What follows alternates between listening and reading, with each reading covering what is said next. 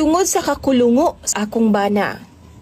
Giharvest ba naman ang pilok sa kanding sa akong mama o gibutang sa iyang tabadidoy? Ambot ba DJ Sam na agyo day mga tao nga dili man normal mag-isip.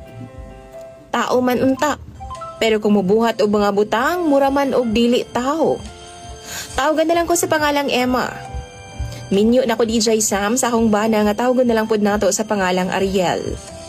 Kabaw mo DJ Sam, wa pa mi anak tungod kay tuig pa man mi nga gikan gikasal.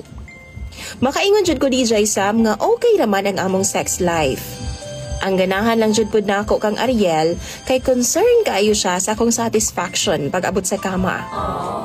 Dili naman gid pod unta na importante sa ako DJ Sam.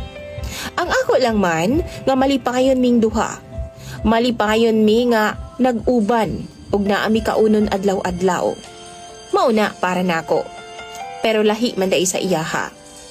Tungod DJ Sam, kana laging inom-inom pod kauban ang mga barkada. Syempre pahambugay man jud na. Dili man gyud na sila malikayan nga maghisgot sa sex life. Gihadlok nila nga akong bana DJ Sam nga kung dili lagi daw masatisfy ang asawa, mangita daw og lain. One morning DJ